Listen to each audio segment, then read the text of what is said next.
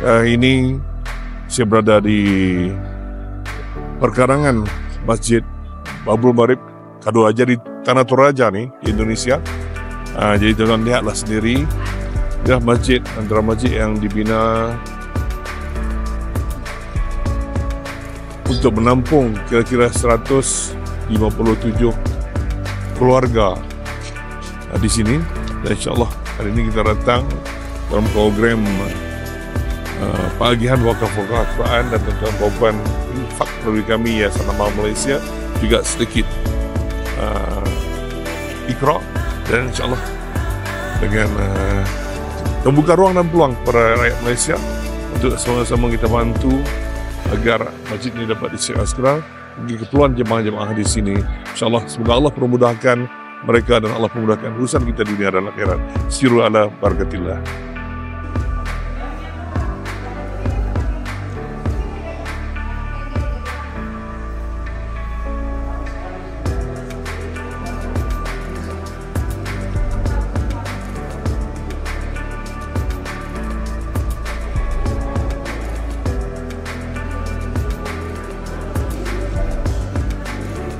Takbir.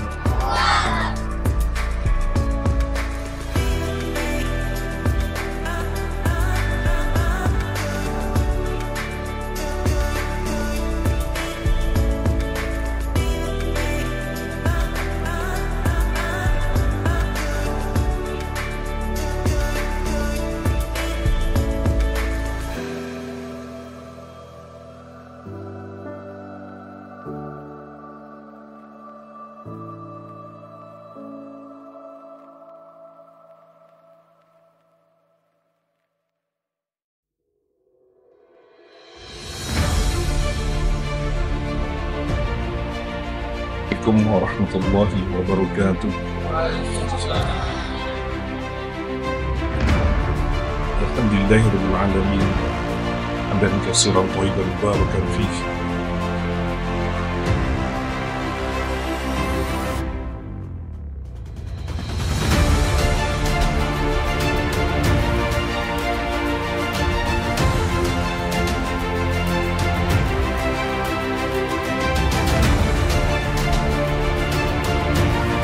Takbir. Kita sedang menuruni bukit untuk ke satu lagi pusat pagihan Quran.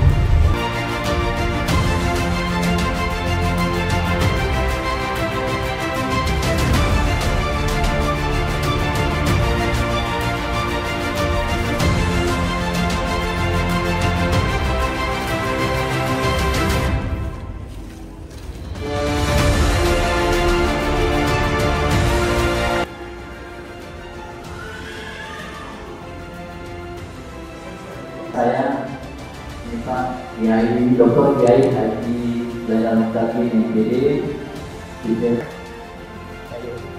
Nama kampung lahir saya adalah Kampung Haji Naik Kayu. Saya bangga. Terima kasih atas wakaf Al-Quran dari Yayasan Amal Malaysia.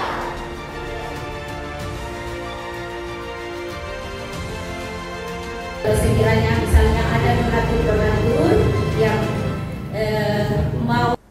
Saya hormati Ibu Hajah pengacara majlis pada malam ini. Takbir.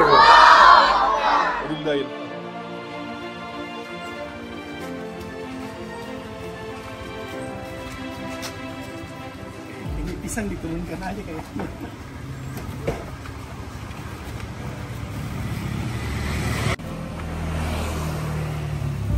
Ada orang di sini? Ada. Jadi hari ini insyaAllah kami akan berangkat ke Bukit Karadin daripada Makale ini, sambil masa perjalanan kurang lebih 3 jam untuk menyentuni dan menyampaikan lagi sebahagian daripada wakaf Al-Quran yang tentang dan infak dari kami. Kita bawa banyak harga ini, kita dalam 200 nasrah dan juga harga Iqra untuk disampaikan kepada umat Islam, dan mereka baru nak mengenali Islam di sana. Kita bawa Quran, bawa Iqra agar mereka dapat belajar, insyaAllah. Semoga bermanfaat untuk kita dan mereka semua. inilah Bongkar Radin. Bongkar Radin lihat dari jauh di atas awan sana. Masya Allah. Itulah tujuan kami hari ini. Jadi mantap.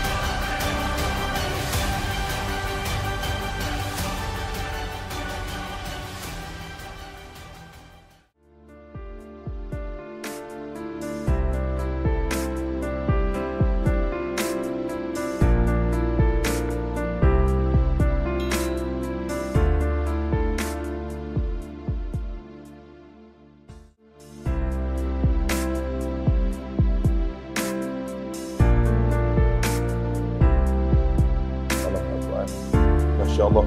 Dan juga orang yang menyumbang, yang mewakafkan hari-hari dapat infak, dapat pahala untuk dia.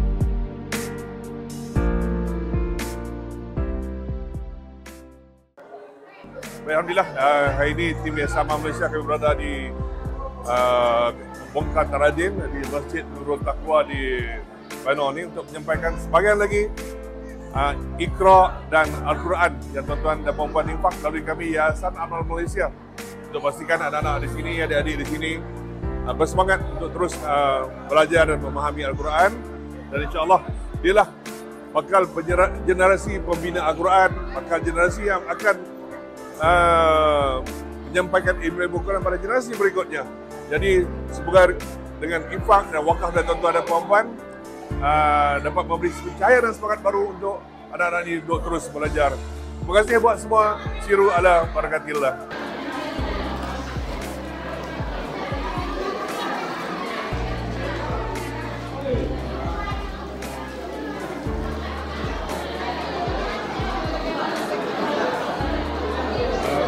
Terima kasih Kak Ros. Terima kasih Kak Ros. Begitu.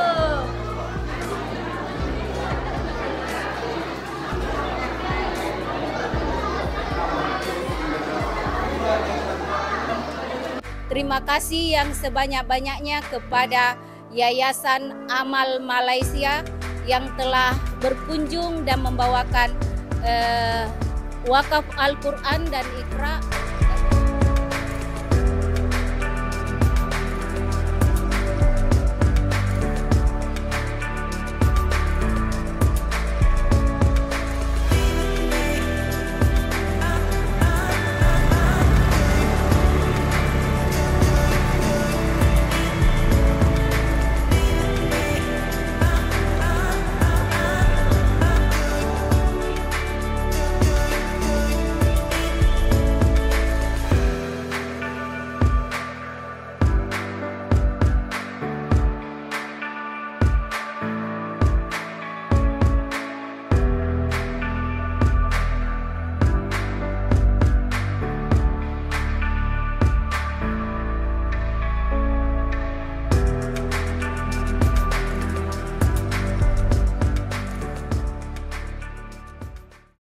Assalamualaikum warahmatullahi wabarakatuh.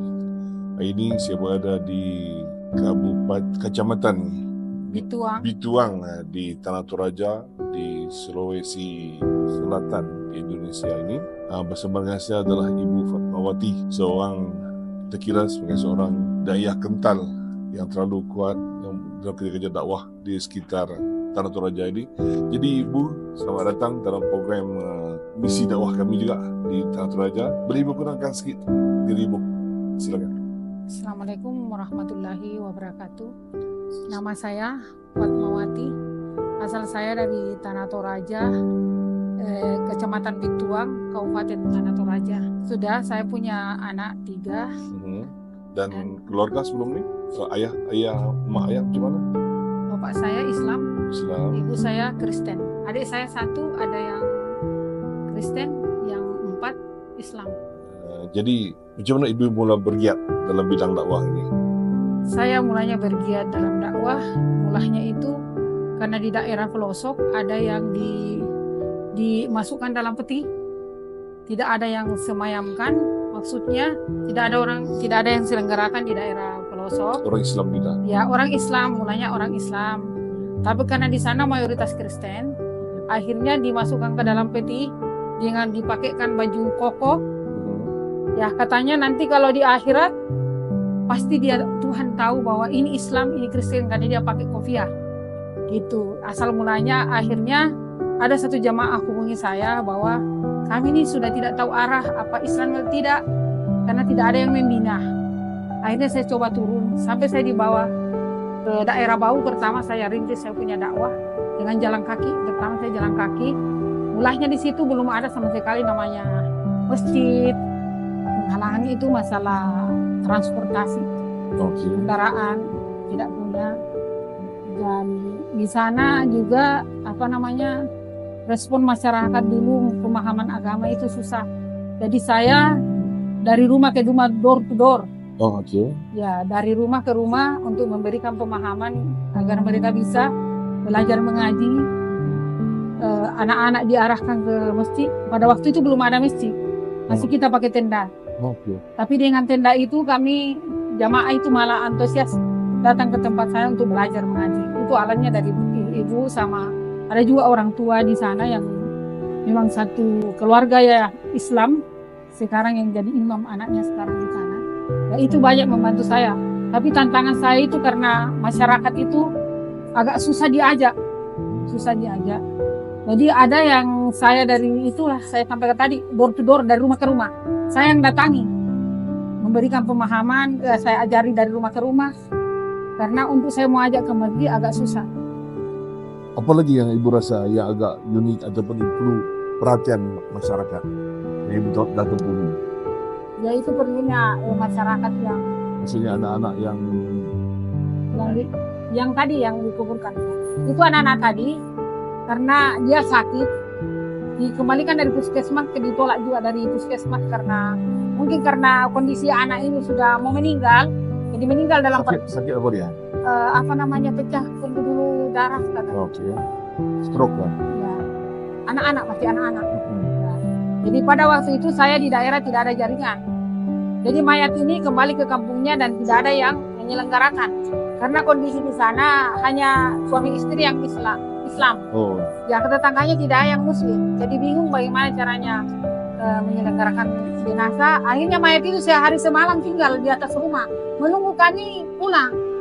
Pas saya pulang, ada jaringan, baru saya tahu bahwa ada yang meninggal.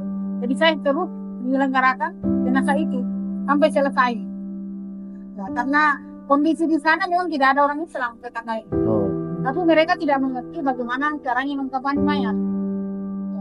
Ini saya dengar kabar Ibu pun waktu datang pergi berdakwah, pergi di pelosok-pelosok. Kabarnya pernah tabrak. Ya, itu karena bong remnya. Bawa Ibu apa tuh? Bawa motor. Jadi? Sudah berapa kali saya jatuh di daerah pelosok. Mungkin itu sudah soal biasa.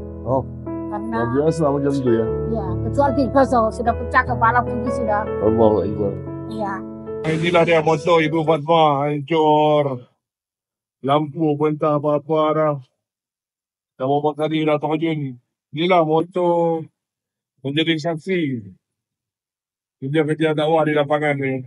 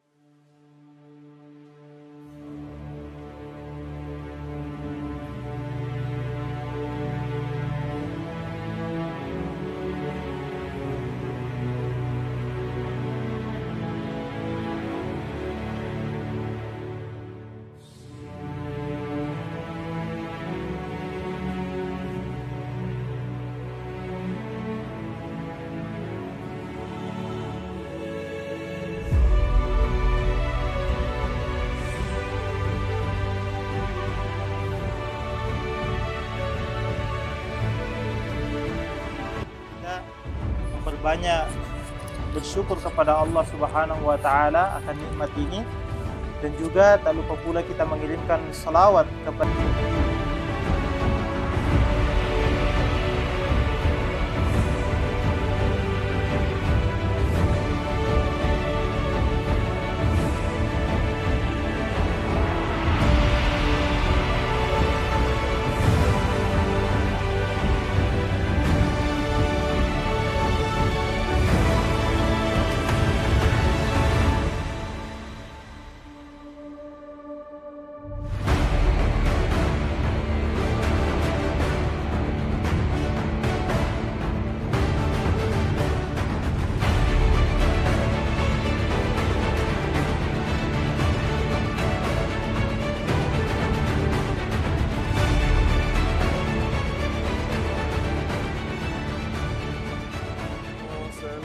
Salamullah ala Taha Rasulillah, salatullah salamullah ala Yasin Habibillah, salatullah. Baik, alhamdulillah, ini saya berada di Masjid Amal Bakti di Pali, di Tanah Toraja ini di Indonesia, untuk sampaikan sebahagian lagi pada wakaf Al-Quran dan juga Iqra yang tuan-tuan amanahkan melalui kami Yayasan Amal Malaysia. Dan inilah anak-anak yang belajar berkumpul daripada beberapa masjid, berkumpul di setempat di sini untuk menerima Al-Quran dan Iqra yang kita agihkan. Dan sekali lagi terima kasih kepada semua penyumbang, terima kasih buat semua pewakaf yang sentiasa bersama dengan kami Yayasan Amal Malaysia dalam program wakaf Al-Quran ini. Siru ala barakatillah.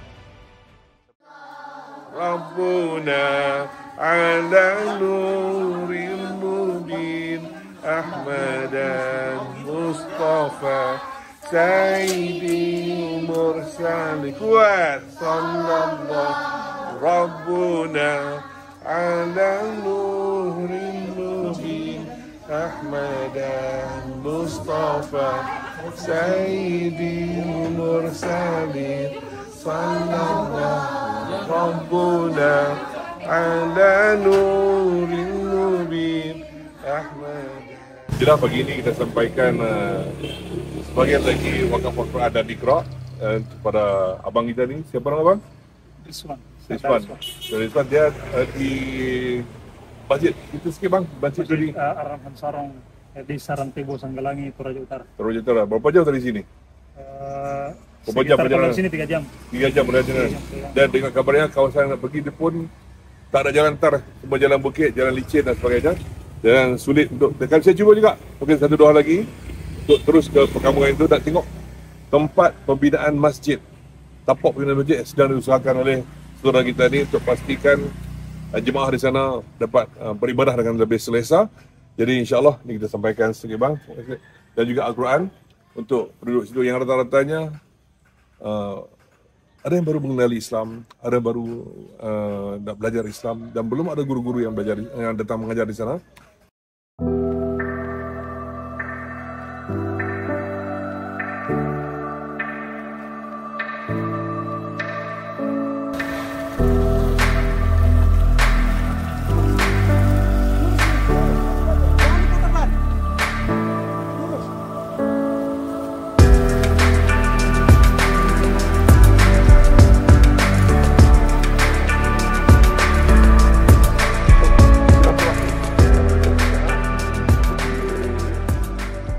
Jalan memang bermasalah terpaksa guna motor. Jadi kenderaan kami boleh sampai di sini aja, dah 2 jam daripada kota.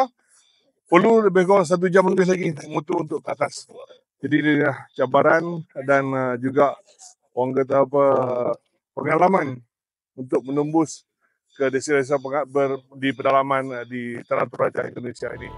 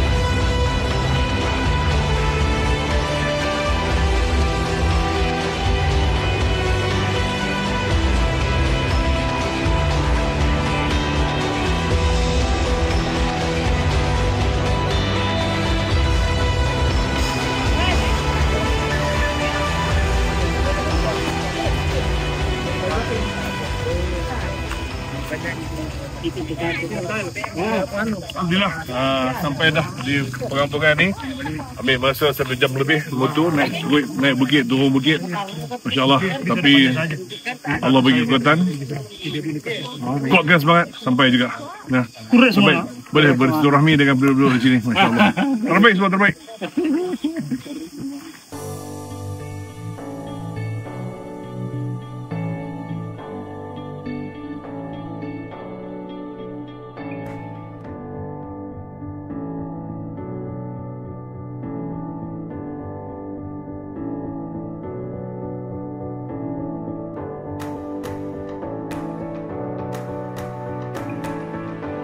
Assalamualaikum. Siap semua ya Bu ya. Apa kabar Pak? Sihat? Mantap ya.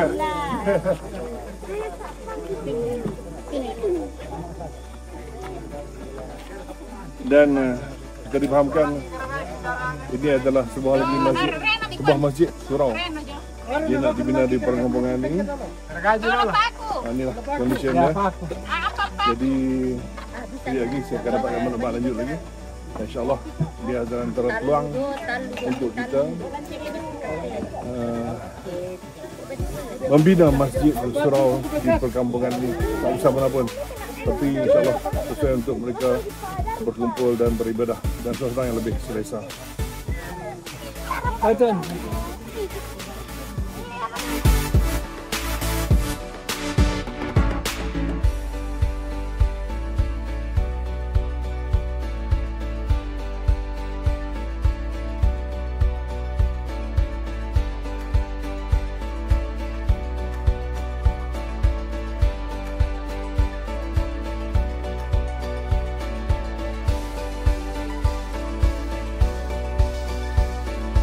Keluarga saya adalah Bapak, siapa nama Bapak? Muasdipin. Muasdipin adalah Bapak pembangunan untuk Masjid Sarung Ar-Rahman Sarung ini. Kita pembangunan. Jadi sikit Bapak cerita keperluan yang kita nak buat di sini. Cerita sikit. Ya, kita membuat masjid, mudah-mudahan ada yang membantu kita karena kita kasihan juga di sini. Alhamdulillah mungkin karena ada juga dari Malaysia, syukur alhamdulillah karena syukur sekali karena ada dari Malaysia datang mengunjungi kami. Jadi alhamdulillah terima kasih banyak sama pembangunan yayasan dari Malaysia. Alhamdulillah, amin amin. Kita 80 ke 100 orang ya, lah. sekitar kalau jamaahnya sekitar kurang lebih 90. Jadi ada cuma ada di sekitar nih, ada juga yang datang ke sini. Ya, ada ini semuanya nih. Di kampung-kampung nih ada, kampung-kampung berdekatan ada juga yang datang. Ya, ada juga. Jadi itulah tuan-tuan maupun curahan dan hasrat serta impian Bapak Masrifin kita ni untuk mendapat sebuah masjid yang lebih sempurna, lebih selesa untuk mereka beribadah, insyaAllah. Kita bantu mereka, insyaAllah. Rakyat Malaysia semua terbaik. InsyaAllah tuan-tuan tengoklah, angkatan Sobat Air cuma beralaskan 3 getah di atas tanah dan kecil. Dan kami mengharapkan yang lebih sempurna, yang lebih selesa buat mereka untuk menampung jemaah. 3 perkampungan di sini akan perlu untuk menggunakan masjid di sini, insyaAllah. Jadi kita bantu mereka.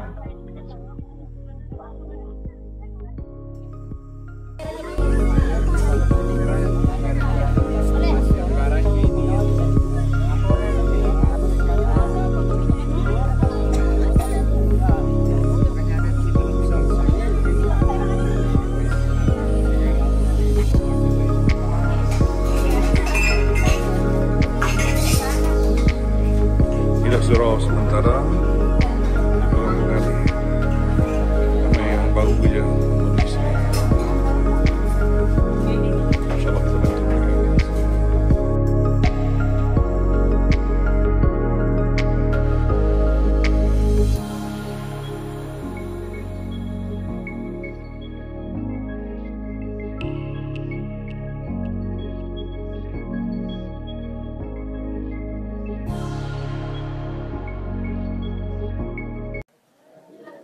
alla ilaha illallah wa ashhadu anna Muhammadan Rasulullah. Aku bersaksi tiada Tuhan yang kusembah selain Allah, dan aku bersaksi ya, Nabi Muhammad itu pesuruh Allah.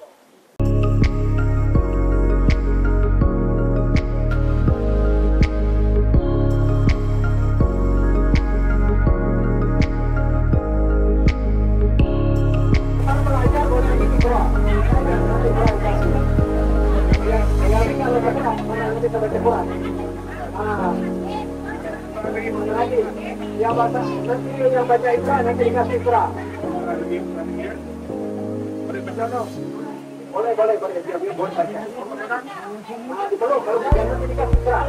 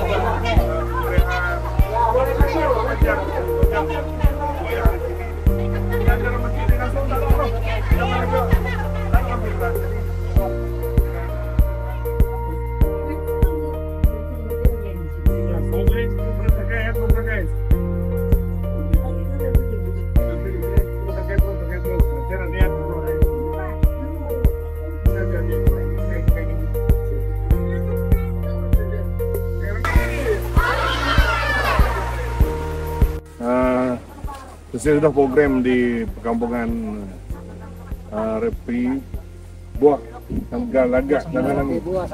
Tanggalangi ini, jadi kami siap untuk balik. Hujan lebat semua tadi, tapi alhamdulillah ini dah reda, tak ada hujan, tapi kita standby lah.